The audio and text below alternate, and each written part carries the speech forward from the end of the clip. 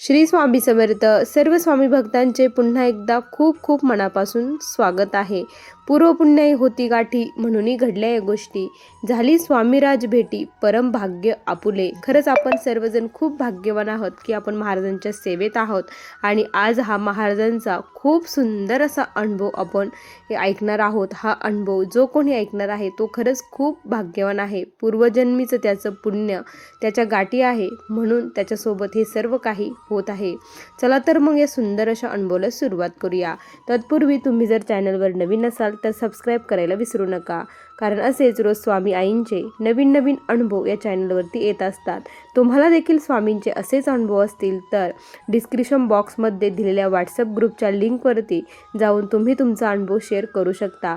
तसेच आजपासून लाईव्ह आपण 12 लाख संकल्पित जप घेणार आहोत. अधिक मासामध्ये अधिक पुण्य मिळवण्यासाठी आपण हा जप करणार आहोत. 4 वाजता सर्वांनी सेवेसाठी जॉईन व्हायचं आहे.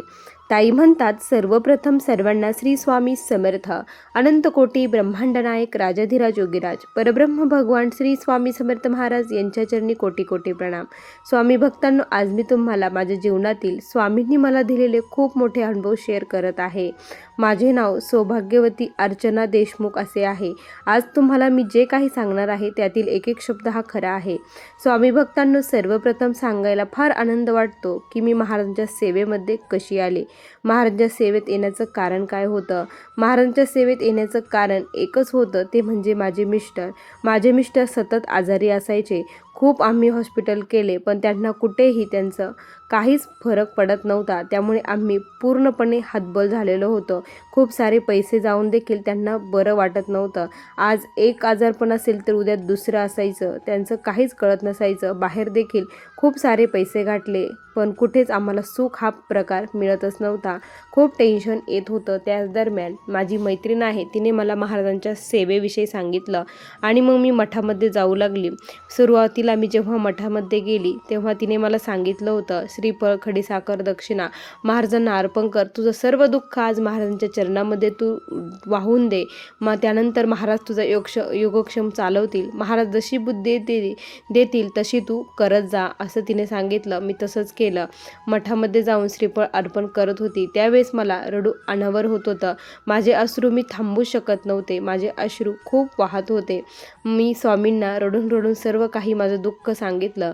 जशी एखादी लेक आपल्या आईला आपलं दुःख फोडून फोडून सांगते तसं मी महाराजांना सर्व काही सांगत होते.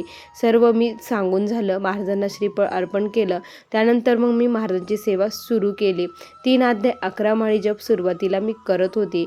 तो करताना मला खूप आळस यायचा, कंटाळा यायचा, झोप यायचा. खूप म्हणजे खूप असं वेगळंच काहीतरी होत असायचं. तरी देखील मी ते करायला सुरुवात केली. त्यांनाही विचारायचे असं का बरं होतं. त्या म्हणायच्या की सुरुवातीला प्रत्येकाला हा त्रास होतो. आपल्यातील जे षड्रिपू आहे तो जाईपर्यंत आपल्याला हा त्रास होतो, पण एकदा की षड्रिपू आपले नष्ट झाले तर आपल्यातील हा त्रास कमी होऊन आपण खऱ्या भक्तीच्या मार्गाने जातो आणि महाराज आपल्या हृदयामध्ये स्थान निर्माण करतात, असं त्यांनी सांगितलं. मी तसंच केलं. मग तिनं सांगितलं होतं की तारक मंत्राचं तीर्थ तू तुझ्या मिस्टरांना देत जा आणि मग मी तसंच केलं. तारक मंत्राचं तीर्थ मी त्यांना संकल्प घेऊन सुरू केलं. जसे जसे दिवस वाढत होते तसे तसे माझ्या मिस्टरांना थोडंसं बरं वाटू लागलं होतं. हा अद्भुत चमत्कार बघून प्रत्येकाला आश्चर्य वाटलं, कारण एवढ्या दिवसाचे आम्ही खूप हॉस्पिटल केले, देवलशी बघितले, बाहेर बघितलं, कुठेच फरक पडत नव्हता. पण महाराजांच्या अशक्य असणाऱ्या शक्य करणाऱ्या तारक मंत्राने मात्र त्यांच्या प्रकृतीमध्ये सुधारणा बघून मला खूप विश्वास आला आणि आता मग मी खूप मनापासून सेवा करू लागले.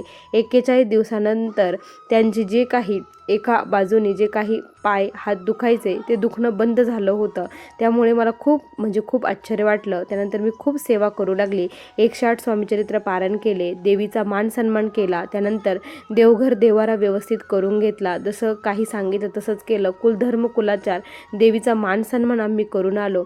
त्यानंतर सर्व काही घरामध्ये एक व्यवस्थित होऊ लागलं. मिस्टरांच्या प्रकृतीमध्ये खूप साऱ्या सुधारणा झाल्या आणि आमच्या घरामध्ये खूप सारे क्लेश देखील होत होते.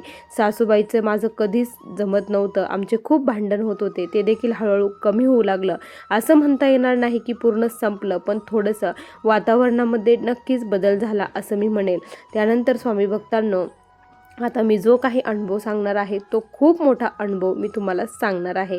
काय झालं स्वामी भक्तांनो, की आता असं करता करता मला गुरुचरित्र पारायण करण्याची खूप इच्छा झालेली होती. मठामध्ये एकदा सामूहिक गुरुचरित्र पारायण केलं, आपण घरी देखील गुरुचरित्र पारायण करावं असं मला वाटलं आणि मग मी गुरुचरित्र पारायणाला सुरुवात केली. ज्यावेळेस गुरुचरित्र पारायणाला सुरुवात केली, पहिल्या दिवशी खूप छान वाटलं आणि मी काय केलं होतं, जे मराठीत अध्याय आहे ते मराठीतले अध्याय अगोदर वाचून घेतले, त्यानंतर दुसरे अध्याय वाचले. त्यामुळे मला सर्व काही त्यात काय सांगितलं आहे ते सर्व काही कळत होतं. मला खूप छान वाटलं. संदीपकासारखी आपली भक्ती कधी होणार असं मला मनामध्ये आलं. किती गुरुभक्ती, किती गुरुनिष्ठा, किती ते प्रेम, असं प्रेम उत्पन्न व्हायला खरंच भाग्य लागतं असे मनामध्ये विचार आले. महाराज तुम्ही दर्शन देतात या 7 दिवसामध्ये असं ऐकलं होतं, तर कसे दर्शन देणार याविषयीच मी विचार करत होती. मी चटईवरतीच रात्री झोपली, जिथे पोती होती तिथेच झोपली आणि सकाळी मी लवकरच उठली होती. 4 वाजता उठली, सडा रांगोळी करत होती. त्या दरम्यान आमच्या घरी कधीही गायी येत नाही. दुसऱ्या गल्लीतून जातात पण आमच्याकडे कधीच त्या गायी येत नाही. त्या दिवशी पहाटच्या वेळी ती गाय आली. ती गाय कुठून आली, कशी आली मला काहीच माहीत नाही. गाय आली आणि ती आमच्या दारापुढे येऊन उभा राहिली. मी सडा रांगोळी करत होती. तिला बघून मला प्रचंड आनंद झाला. मी ताबडतोब घरामध्ये गेली, पाणी घेतलं, हळदी कुंकू घेतलं. आता हिला सकाळ सकाळ खाण्यासाठी काय द्यावं, ताजं तर काही बनवलेलं नाही, म्हणून मी काय केलं, गूळ घेतला आणि डाळ घेतली. हरभऱ्याची डाळ आणि गूळ घेऊन मी बाहेर गेली. तिची पूजा वगैरे केली, तिला ते खाण्यासाठी दिलं.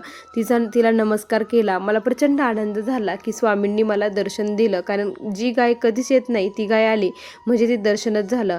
त्यानंतर खूप छान. आणि दुसऱ्या दिवशी आमच्या देवघरामध्ये खूप मोठा भुंगा येऊन बसला. खूप मोठा होता तो, कुठून आला कसा आला माहीत नाही. आणि माझं जोपर्यंत पारायण वाचून होत नाही तोपर्यंत तो तिथेच देवघरामध्ये बसून राहिला. आणि मी देवपूजा केली की तो कुठून यायचा कसा यायचा माहीत नाही. असंच एक दिवस चालला होता. मला खूप छान वाटायचं की तो कुठून येतो, कारण जेव्हा मी देवपूजा करायचे तेव्हा तो कुठेच मला दिसत नसायचा. सर्व स्वच्छ केलं तरी दिसत नसायचा. पण जेव्हा देवपूजा व्हायची, फुलं वगैरे वाहिली, मी पारायणाला वाचायला सुरुवात केली की तो लगेच येऊन बसायचा. मग मला कळायचं की महाराजच त्याच्या रूपामध्ये पारायणाला आले आहे, कारण मी महाराजांच्यासाठी एक आसन सेपरेट ठेवलेलं होतं.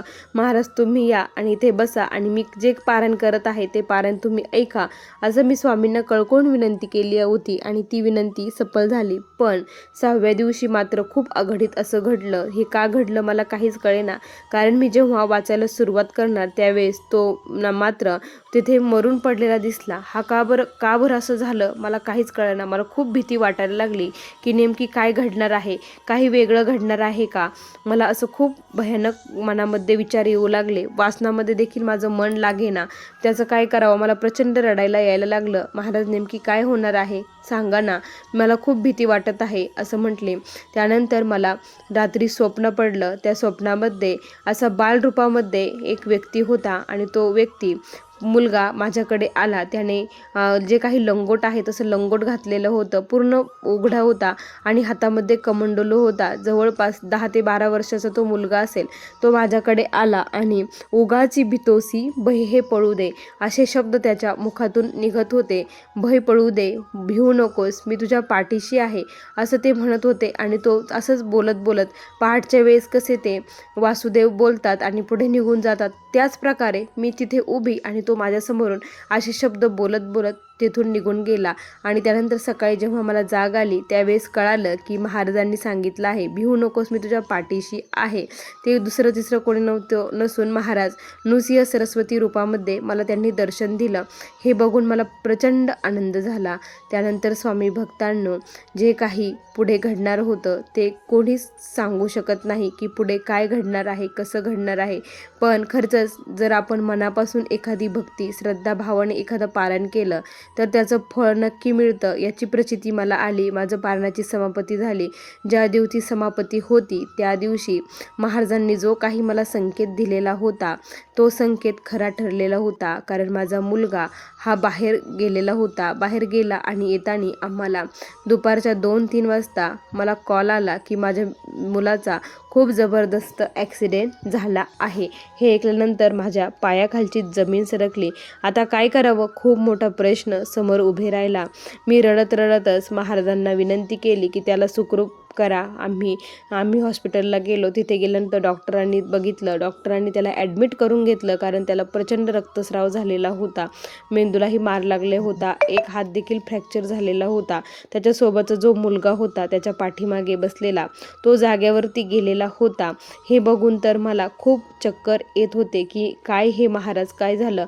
आणि त्यानंतर मग मला माझ्या स्वप्नाचा अर्थ कळाला की माझा मुलगा हा आज त्याचा मृत्यू होता, तो जाणार होता, पण महाराजांनी त्याचं जे काही संकट होतं ते त्याच्यावरती घेतलं होतं. कारण त्याच्या रूपामध्ये प्रत्यक्षात महाराज पारायण वाचायला येत होते आणि ते असं जर मरून पडलं तर काय, त्याचा अर्थ मला त्यावेळेस कळाला. मला प्रचंड रडायला यायला लागलं. माझ्या मुलाला 8 दिवसानंतर बरं वाटलं. डॉक्टरांनी डिस्चार्ज दिला आणि घरी आलो. त्यावेळेस महाराजांचे खूप खूप आभार मानले की तुमच्या कृपेने आज हे घर सुखी आहे. मला काहीच नको, पैसा नको, काहीच नको, फक्त तुमची साथ पाहिजे आहे, तुमचा आशीर्वाद पाहिजे आहे आणि तुमची भक्ती पाहिजे आहे. मी असे म्हणू स्वामींकडे रडत होती. तुम्ही मला खूप काही दिलेलं आहे, आम्हाला फक्त आयु आरोग्य द्या, बाकी काहीच नको. कारण आरोग्य व्यवस्थित असेल तर सर्व काही आपण करू शकतो. जर आरोग्यच व्यवस्थित नसेल तर महाराजांची सेवा देखील आपल्याकडून होऊ शकत नाही, हे प्रत्येकाला माहीत आहे. हा सर्वात मोठा अनुभव स्वामींनी त्यावेळेस दिला. त्यानंतर स्वामी भक्तांनो, असंच एकदा काय झालं की मी बसमध्ये प्रवास करत होते.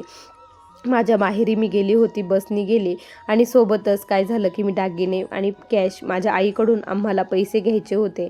उसने पैसे मला घेऊन यायचे होते आणि मग मी 30,000 रुपये रक्कम घेऊन आली आणि सोबत दागिने होते. माझी आई म्हटली की अगं बसनी जायचं, बसनी प्रचंड गर्दी असती, चोरांची भीती असते, तू दागिने सर्व पर्समध्ये काढून ठेव म्हणजे भीती राहणार नाही, असं आई म्हटली. आणि मीही ठीक आहे म्हटलं. माझ्याकडे 2 मोठ्याल्या बॅगा होत्या आणि माझी पर्स. असं माझा प्रवास चालू होता एकटीचा. मी बसली. त्यानंतर गाडीमध्ये मला थोडीशी झोप लागली. माझी पर्स हातात होती, ती हातातून कधी पडली हे मला कळालंच नाही. आणि माझं जे काही स्टॉप होता तो स्टॉप आला आणि मी उतरले, बॅग वगैरे घेतली, उतरले. त्यानंतर घरी आले. घरी आल्यानंतर 2 तासांनी मला आठवलं की माझी पर्स माझ्याकडे नाही. पर्स कुठे, सर्व शोधलं पण पर्सच नाही. त्यावेळेस मला आठवलं की पर्स गाडीमध्येच पडली. आता काय करायचं, मला प्रचंड रडायला यायला लागलं की स्वामी आता मी काय करू. स्वामींकडे गेली, दिवा लावला, खूप रडली. स्वामी त्यामध्ये सर्व काही आहे. खूप रडत होती, खूप टेन्शन येत होतं. एवढ्या कष्टाने आम्ही उसने पैसे घेतले होते, कारण खूप अडचण आम्हाला त्यावेळेस होती. ते पैशाचं खूप मोठं काम करायचं होतं आणि विशेष म्हणजे दागिने देखील गेले. 3-4 तोळ्याची माझी पोत होती, ती देखील त्याच्यामध्ये होती, तीही गेली. ते बघून प्रचंड रडायला यायला लागलं. मिस्टर मला म्हणत होते की टेन्शन घेऊ नको, जाऊ दे गेलं तर, पण तुला जर काही झालं तर काय करायचं, तू फक्त टेन्शन घेऊ नको. मला खूप चक्कर यायचे, खूप टेन्शन येत होतं. मी महाराजांनाच विनंती करत होते, स्वामी तुम्ही बघा, स्वामी धावा, अशीच विनंती करत होते. कारण आता ते मिळणंही शक्य नव्हतं, कारण बस कुठे गेली, काय गेली, काहीच माहीत नव्हतं. पण त्यामध्ये माझं आधार कार्ड होतं, हे मात्र तेवढं हे होतं. पण कोण देणार, जरी सापडले तरी कोणी दिलं पाहिजे. कोणाची नियत कशी. स्वामींना एकच म्हणायचे, जर कोणाला सापडलं तर त्याने फक्त ते आणून द्यावं, एवढीच विनंती. त्यांना बुद्धी द्या, सद्बुद्धी द्या, एवढी कळकळून विनंती करत होते. तारक मंत्र, घोरकष्ट मुद्राची सेवा मी करायला सुरुवात केलेली होती. आणि त्यानंतर स्वामी भक्तांनो, 5व्या दिवशी मी स्वामींपुढे रात्रीच्या वेळेस खूप रडली. मला ते सारखं आठवायचं, त्यावेळेस रडली. त्यानंतर 5च मिनिटामध्ये मला समोरून कॉल आला की ताई तुमची बॅग आमच्याकडे आहे, टेन्शन घेऊ नका, उद्या आम्ही तुमची बॅग पोच करतो, असं सांगितलं. त्यांनी सांगितलं की तुमचा जर आम्ही बघितलंच नाही म्हणे. माझे मिस्टर जे होते ते गाडीमध्ये होते, त्यांच्या पायाला तुमची बॅग लागली, त्यांनी उचलली. तर ते म्हटले की समोर एक आजी बसले होते आणि एक ताई. आजीची तर ही बॅग नसेल, त्या ताईचीच बॅग असेल, आपण देऊया, पण त्यांचं काही कळालं पाहिजे. म्हणून मग माझे मिस्टर घरी आले, माझ्याकडे ती बॅग दिली. ज्यावेळेस ती मी बॅग बघितली पूर्ण, त्यातली ते सोने पैसे बघून मलाच टेन्शन आलं की तुम्हाला किती टेन्शन आलं असेल, तुम्ही किती टेन्शन घेतलं असेल. आणि त्यामध्ये आधार कार्ड सापडलं आणि त्या आधार कार्डच्या नावावरून आम्ही फेसबुकला सर्च केलं. त्यानंतर तुमच्या मिस्टरांचं नाव, नंबर तिथे आला आणि आम्ही आता कॉल केला, असं त्यांनी सांगितलं. आम्हाला खूप बरं वाटलं की त्यांनी असं सांगितलं. ते म्हटले आम्ही इथेच राहतो बजाजनगरला, आम्ही तुमची बॅग घेऊन येतो, असं त्यांनी सांगितलं. आमचा पत्ता वगैरे त्याच्यावरती होता आणि ते सर्व काही आम्हाला दुसऱ्या दिवशी ते घेऊन आले.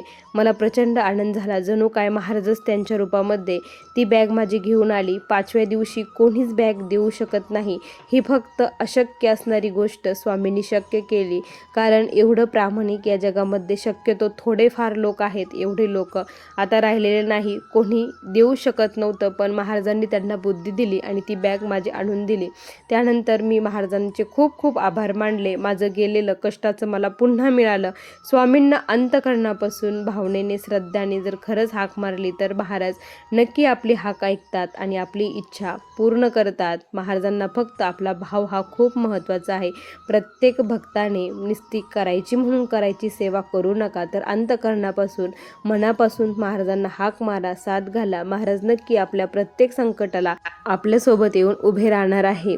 स्वामी भक्तांनो, असे मला आलेले हे स्वामींचे अनुभव होते. छोटे मोठे तर खूप आहे, पण हे खूप मोठे अनुभव आहे माझ्यासाठी. हे अनुभव मी कधीच विसरू शकणार नाही.